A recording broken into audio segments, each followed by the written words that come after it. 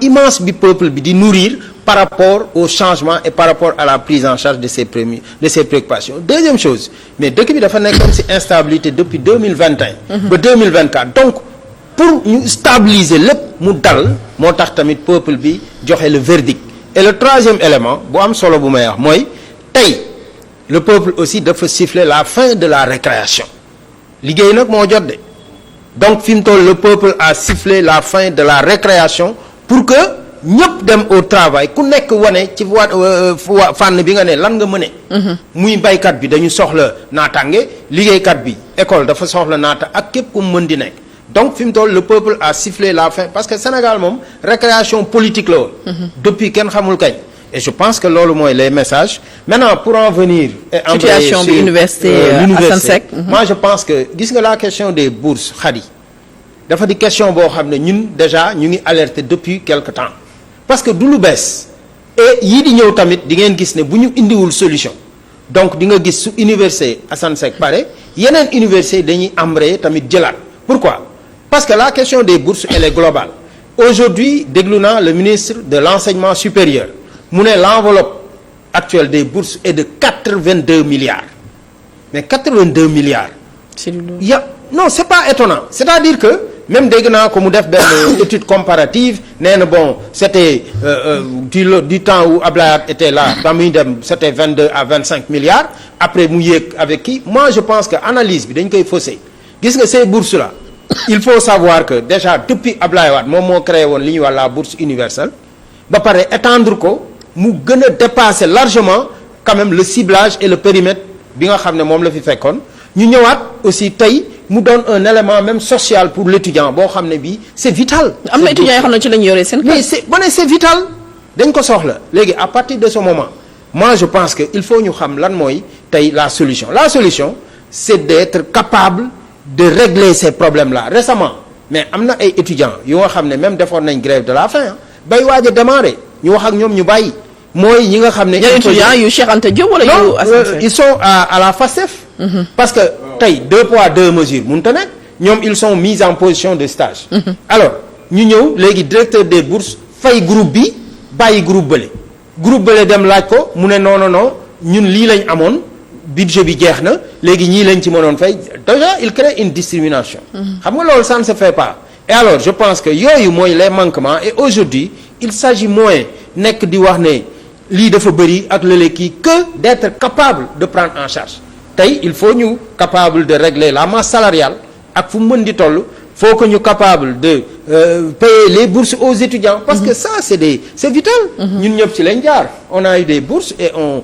a connu un peu le rôle que cela a joué je pense que loolu duñ ko régler en amont moom mooy indi que du ñu retrouver situation bi par ailleurs aussi je ne peux pas ne pas le dire comme Pape ni mu ko waxee mais Pape moi je pense que loolu on doit insister pour que aussi tey soit ñu relever le niveau de recrutement des forces de l'ordre ou bien alors mais système de formation bi ñu insister sur ce qu'on appelle la formation informative éducative et la sensibilisation. mais loolu Cheikh El Hadj Malick Diop yàgg nañ ko wax ñu naan les forces de l'ordre notamment la police et la gendarmerie on a les forces de l'ordre répressives. moi je pense c'est pas la première fois ñu koy wax. mais moo tax ma ne est-ce que duñ ko.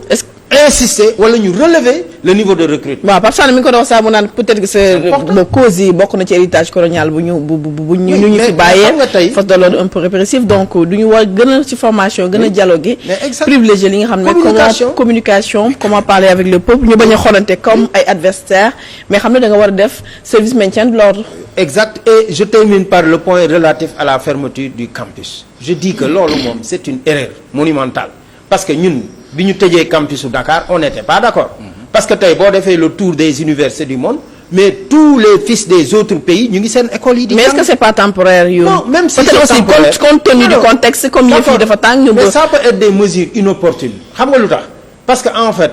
tey ñooñu li tax ñu dem wala li tax coow li am fa du question ay tëj ou tijji mooy bourse bi donc nañu si xool les solutions. Idouane xam nga ça peut paraître c'est ce qu'on appelle en matière de gestion une fausse solution mooy que tey dañuy tëj génnee nit ñi mais ça crée d'autres problèmes d'ordre social étudiants yi demoon nga xam ne amuñu fu ñu dal bu ñu génnee Ziguinchor léegi fan la ñuy dem. mais su fekkee aussi ñi xeexew di taal ay oto mieux vaut nga tëj. très bien bàyyi leen ñu dem non moo fi dal nag ma ne la solution elle est financière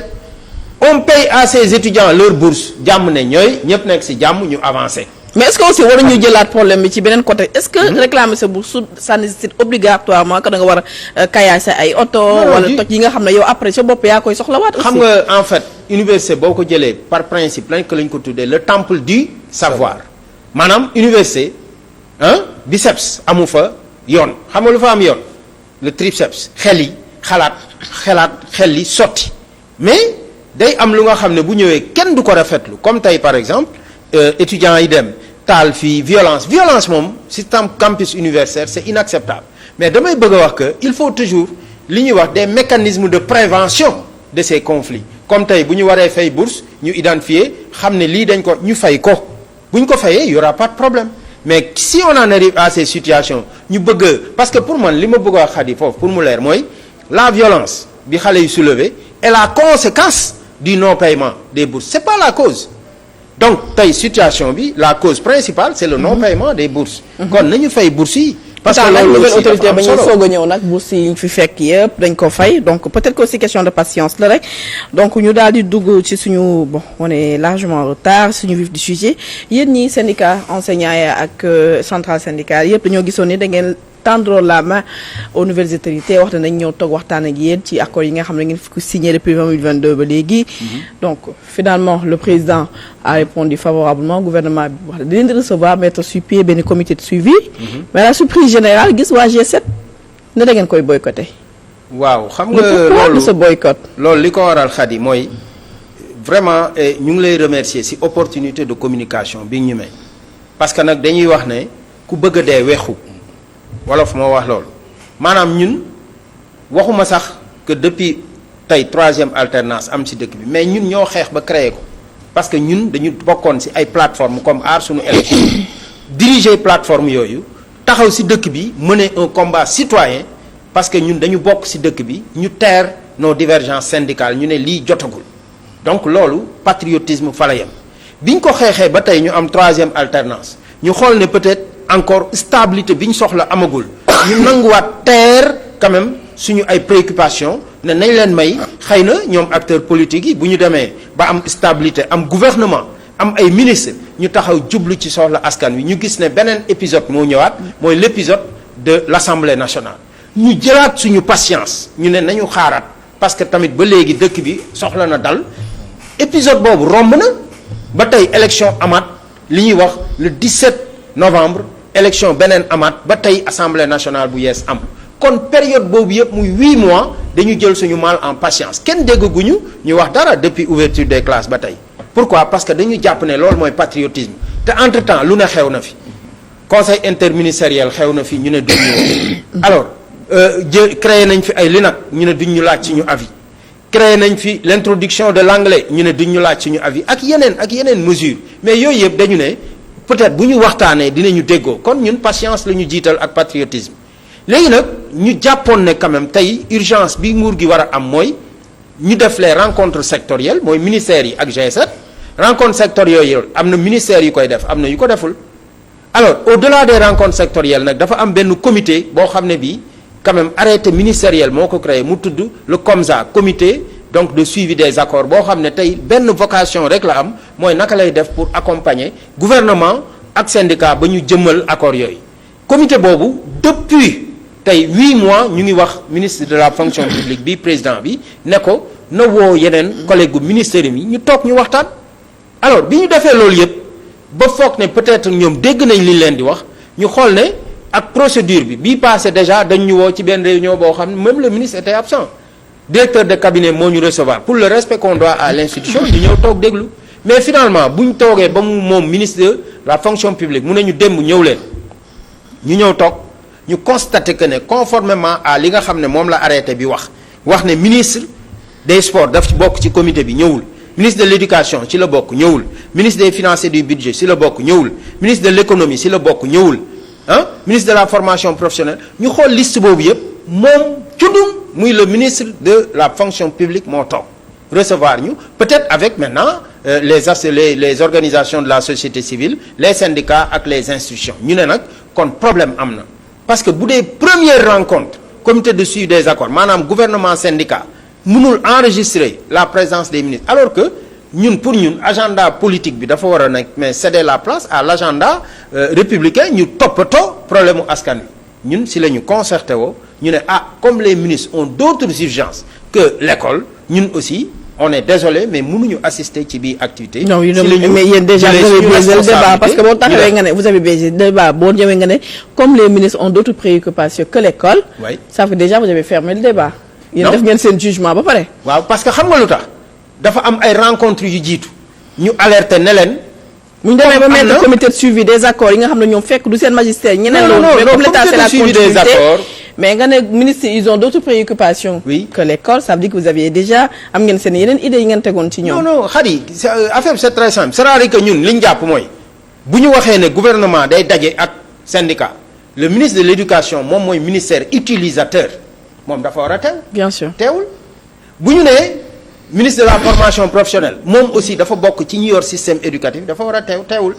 ñu ne ministre de l'enseignement supérieur dafa war a teewul. ñooñu ñëpp bu ñu teewul kon ndaje mi lan lay jariñ maintenant activité ak décision boo fa jël day am une incidence financière le ministre des finances teewul est-ce que le ministre de la fonction publique day jël décision au nom du ministre des finances. mais est-ce que boycott bi mooy solution aussi. non attends c'est que ñun foofu boycott bi xam la mooy sens bi ñun ndaje mi pour def li ñuy wax dilatoire wala ñu utiliser ñu comme faire valoir moom lañ jàpp ne du ñu ko nangu moo tax ñu ne leen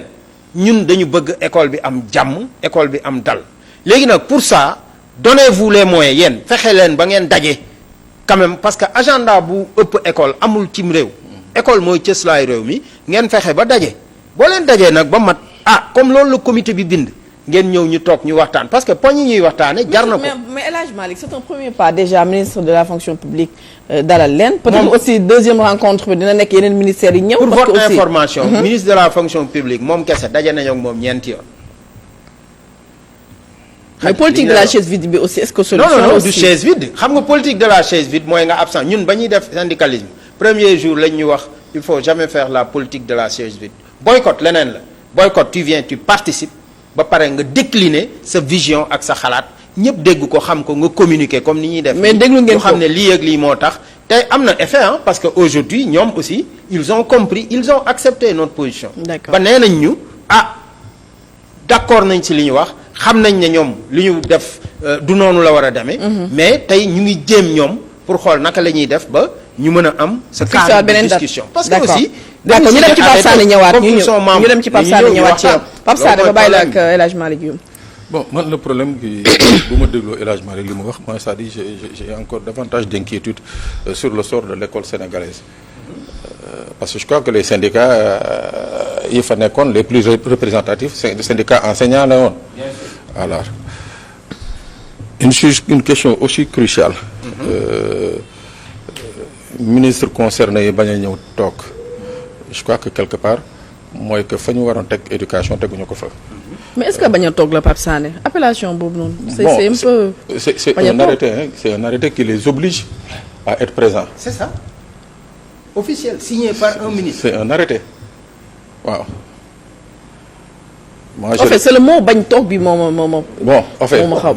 donc on dira qu'ils sont absents. waaw d'accord ils sont absents mais ils pouvaient déléguer leurs secrétaires généraux ou bien leur directeur de cabinet comme ministre bi muy dem ni mu envoyé son directeur de cabinet mu wax ak ñoom